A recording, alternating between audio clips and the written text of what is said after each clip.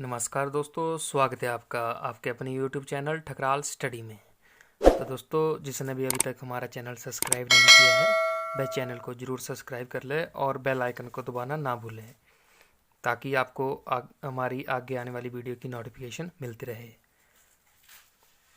दोस्तों, पिछली वीडियो में हमने डिस्कस किए थे जीके के 113 प्रश्न। आज हम डिस्कस करेंगे जीके के अगले 50 प्रश्न। तो हमारा 114वां प्रश्न है, भारत में अंग्रेजी शिक्षा किसने शुरू की थी? तो दोस्तों, भारत में अंग्रेजी शिक्षा की जो शुरुआत की थी वो की थी लॉर्ड मैकाले ने। और इसकी जो शुरुआत की थी ये की थी 1835 ईस्वी में। अगला प्रश्न है, फ्लाइंग सिख के नाम से किसे जाना जाता है? तो दोस्तों, सरदार मिल्खा सिंह जो थे उन्हें हम फ्लाइंग सिख के नाम से भी जानते हैं।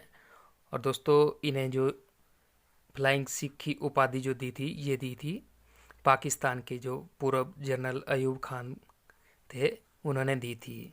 और अगर बात की जाए मिल्खा सिंह की तो ये जो थे ये एक प्रसिद्ध धावक थे। अगला प्रश्न है, नींबू और संतरे में कौन सा विटामिन पाया जाता है? तो दोस्तों, नींबू और संतरे में जो है वो विटामिन सी पाया जाता है। और दोस्तों, अगर बात की जाए विटामिन सी की तो विटामिन सी की कमी से जो है वो स्कर्वी रोग होता है। अगला प्रश्न है, उदय सिंह किससे संबंधित है? तो दोस्तों, उदय सिंह जो थे वह एक नृत्यक थे और ये जो थे वो राजस्थान से संबंधित थे।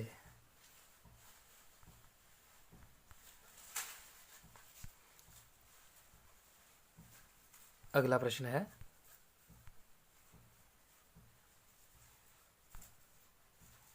संविधान के प्रारूप समिति के चेयरमैन कौन थे? तो दोस्तों, संविधान के जो प्रारूप समिति के जो अध्यक्ष थे वो थे डॉक्टर भीमराव अंबेडकर। और दोस्तों, अगर बात की जाए इस समिति की तो इस समिति का गठन जो हुआ था यह हुआ था 1947 ईस्वी में। अगला प्रश्न है, और दोस्तों अगर बात की जाए भारतीय संविधान की तो भारतीय संविधान की जो रचना की थी ये की थी डॉक्टर भीमराव अंबेडकर के द्वारा। और भारतीय संविधान को तैयार होने में जो था वो 2 वर्ष 11 महीने और 18 दिन लगे थे।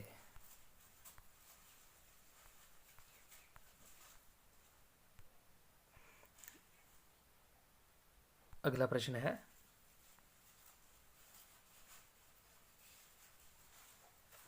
त्रिस्तरीय पंचायती राज व्यवस्था में सर्वोच्च स्थान पर क्या होता है? तो दोस्तों, त्रिस्तरीय पंचायती राज व्यवस्था जो है उसमें जो सर्वोच्च स्थान होता है वो होता है जिला परिषद का। और दोस्तों, अगर बात की जाए त्रिस्तरीय पंचायती राज की तो पंडित जवाहरलाल नेहरू जी ने राजस्थान के नागौर जिले में 2 अक्टूबर 1959 को पंचायती राज व्यवस्था लागू की थी। आगे है, लक्षद्वीप की राजधानी क्या है? तो दोस्तों, लक्षद्वीप की जो राजधानी है वह करवती है। और अगर बात की जाए लक्षद्वीप की तो लक्षद्वीप जो है ये एक द्वीप समूह है जो कि लक्षद्वीप सागर में जो है स्थित है। और ये जो है वो भारत का एक केंद्र शासित प्रदेश है। अगला प्रश्न है, श्रीलंका की मुद्रा का क्या नाम है? तो दोस्तों, श्रीलंका की मुद्रा का जो नाम है वो है श्रीलंकाई रुपया। और अगर श्रीलंका की राजधानी की बात की जाए तो कोलंबो जो है श्रीलंका की राजधानी है। आगे है, डिस्कवरी ऑफ इंडिया नामक पुस्तक किसने लिखी थी? तो दोस्तों, डिस्कवरी ऑफ इंडिया नामक यानी कि भारत की खोज नामक पुस्तक जो लिखी थी, ये लिखी थी जवाहरलाल नेहरू जी के द्वारा। और दोस्तों, इन्होंने जो ये पुस्तक लिखी थी, ये लिखी थी 1944 में। ये उसमें की बात है जब ये अहमदाबाद की जेल में थे, और इन्होंने ये पुस्तक जो है वो अहमदाबाद की जेल में लिखी थी। और ये जो पुस्तक है ये 1946 में जो है वो प्रकाशित हुई थी। अगला प्रश्न है, गुरुत्वाकर्षण की खोज किसने की थी? तो दोस्तों, गुरुत्वाकर्षण की जो खोज की थी, ये की थी सर इसाक न्यूटन के द्वारा। अगला प्रश्न है,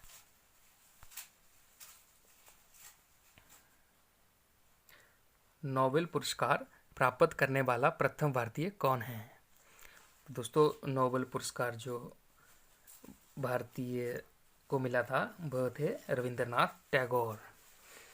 और दोस्तों, उन्हें जो ये पुरस्कार मिला था, ये मिला था 1913 ईस्वी में।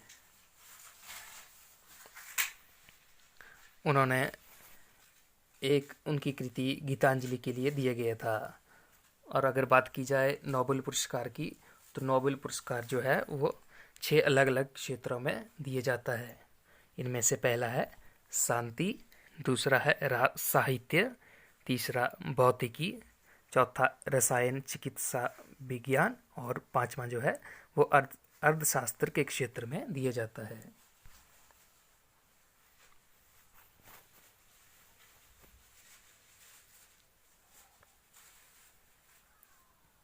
अगला प्रश्न है, द्रोणाचार्य पुरस्कार किससे संबंधित है? तो दोस्तों, द्रोणाचार्य पुरस्कार जो है वो भारत में जो है प्रतिभाशाली कोचों को दिया जाता है। और इसकी जो शुरुआत की थी, ये हुई थी 1985 में। और जो भारत के जो प्रथम जिन्हें ये पुरस्कार मिला था वो थे बालाचंद्र भास्कर भागवत और ओम प्रकाश भारद्वाज। और दोस्तों, अगर बात की जाए इस पुरस्कार की, तो इस पुरस्कार में 15 लाख की नकदी प्रदान की जाती है। अगला प्रश्न है, खजुराहो स्थित है? तो दोस्तों, खजुराहो जो है वो मध्य प्रदेश में स्थित है। और इसे प्राचीन काल में जो है वो खजूरपुरा और खजूर वाहिका के नाम से जाना जाता था। और दोस्तों, खजुराहो मंदिर जो था वो चंदेल वंश के द्वारा 1950 से लेकर 1050 ईस्वी के बीच बनवाया गया था। अगला प्रश्न है, राष्ट्रीय रक्षा अकादमी कहाँ स्थित है? तो दोस्तों, नेशनल डिफेंस अकेडमी जो है वो महाराष्ट्र के खड़गवासला में स्थित है। और दोस्तों, अगर बात की जाए इंडियन मिलिट्री एकेडमी यानी कि IMA, तो ये जो है वो देहरादून में स्थित है।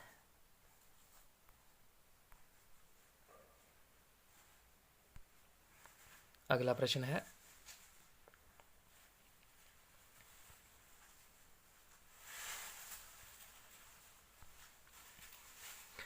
रामकृष्ण मिशन की स्थापना किसने की थी?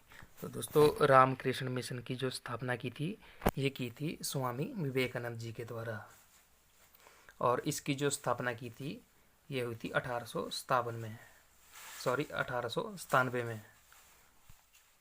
भारतीय मानक समय आधारित है। तो दोस्तों, भारतीय मानक समय जो है वो 82.30 पूर्व देशांतर पर स्थित है। और दोस्तों, अगर बात की जाए भारत के मानक समय की, तो ये जो है ये ग्रीनविच के मानक समय से 5.5 घंटे आगे है। मतलब कि इंग्लैंड में जब दोपहर के 12 बजे होते हैं, तब भारत में शाम के 5:30 बजे होते हैं। अगला प्रश्न है, कौन सा राज्य भारत के पूर्वी भाग पर स्थित है? तो दोस्तों अगर बात की जाए भारत के राज्यों की, तो अरुणाचल प्रदेश जो है वो भारत के सबसे पूर्वी भाग पर स्थित है। और दोस्तों अगर बात की जाए हिमाचल प्रदेश की, तो हिमाचल प्रदेश जो है वो भारत के उत्तर में स्थित है। और दोस्तों अगर बात की जाए गुजरात की, तो गुजरात जो है वो भारत के पश्चिम में स्थित है। और तमिलनाडु जो है वो भारत के दक्षिण में स्थित है। अगला प्रश्न है, कौन सा दर्रा, कौन सा देश नाथुला दर्रा के पार है? तो दोस्तों चीन जो देश है वो नाथुला दर्रा के जो है वो पार है। और ये दर्रा जो है वो सिक्किम में स्थित है। अगला प्रश्न है, पृथ्वी के नज़दीक वायुमंडल की सबसे निचली परत है? तो दोस्तों क्षोभ मंडल जो है वो वायुमंडल की सबसे निचली परत है। और दोस्तों क्षोभ मंडल की बात की जाए तो मौसम से संबंधित जो भी घटनाएं होती है वो इसी मंडल में होती है। आगे है, भारतीय सेना में विजयंत नाम क्या है? तो दोस्तों भारतीय सेना में जो है वो विजयंत जो है ये एक टैंक का नाम है, जिसे 2008 में थल सेना से सेवानिवृत्त किया गया है। अगला प्रश्न है, चीनी यात्री फायान किसके काल में भारत आया था? तो दोस्तों चीनी यात्री फायान जो थे वो विक्रमादित्य के शासनकाल में भारत आए थे। और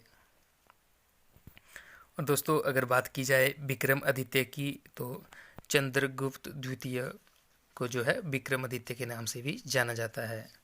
और ये गुप्त वंश के जो हैं वो सबसे शक्तिशाली सम्राट थे।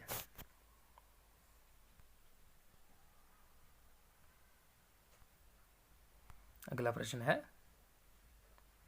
प्रख्यात सिने कलाकार पृथ्वीराज कपूर और राज कपूर में क्या संबंध है? तो दोस्तों पृथ्वीराज कपूर जो थे वो राज कपूर के पिता थे, और इनका जो संबंध था वो बाप बेटे का था। और अगर बात की जाए पृथ्वीराज कपूर की, तो पृथ्वीराज कपूर के जो पुत्र थे वो राज कपूर थे, और राज कपूर के जो पुत्र थे वो ऋषि कपूर थे, और ऋषि कपूर के जो पुत्र हैं वो जो हैं रणबीर कपूर हैं। अगला प्रश्न है, भारत का कौन सा राज्य चाय उत्पादन के लिए जाना जाता है? तो दोस्तों भारत का जो असम राज्य है वो चाय उत्पादन में भारत में सबसे उत्तम स्थान पर है। दोस्तों अगर बात की जाए विश्व में चाय के उत्पादन की, तो विश्व में पहले स्थान पर जो है वो चाइना है, और दूसरे स्थान पे जो है वो भारत है। अगला प्रश्न है, भारत के किस राज्य में सर्वाधिक चावल उत्पादन होता है? तो दोस्तों भारत के जो पश्चिम बंगाल में जो है वो चावल का सर्वाधिक उत्पादन होता है। और दोस्तों अगर बात की जाए गेहूं की, तो भारत के उत्तर प्रदेश में जो है वो गेहूं की सबसे ज़्यादा पैदावार होती है।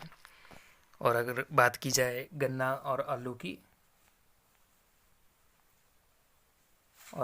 तो वो भी उत्तर प्रदेश में सबसे ज़्यादा होता है। अगला प्रश्न है, भारत के किस शहर में जंतर मंतर स्थित है? तो दोस्तों भारत के जो नई दिल्ली शहर है उसमें जंतर मंतर स्थित है। और दोस्तों ये जो स्थान था ये 1724 में जयपुर के महाराजा जय सिंह के द्वारा जय सिंह द्वितीय के द्वारा बनवाया गया था। अगला प्रश्न है,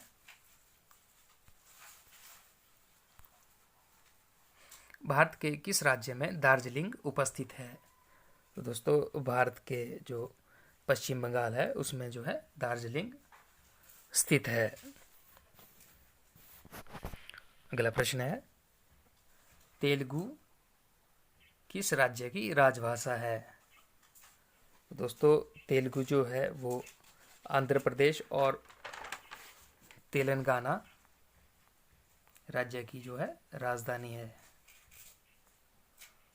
और दोस्तों अगर बात की जाए तेलंगाना की,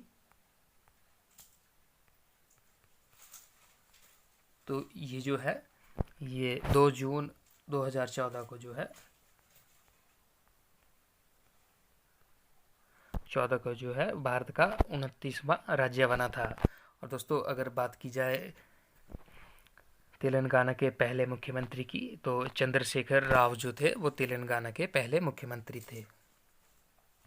तो दोस्तों आपको वीडियो कैसी लगी कमेंट में ज़रूर बताएं, और जिन्होंने भी अभी तक हमारा चैनल सब्सक्राइब नहीं किया है वह चैनल को ज़रूर सब्सक्राइब कर लें। धन्यवाद।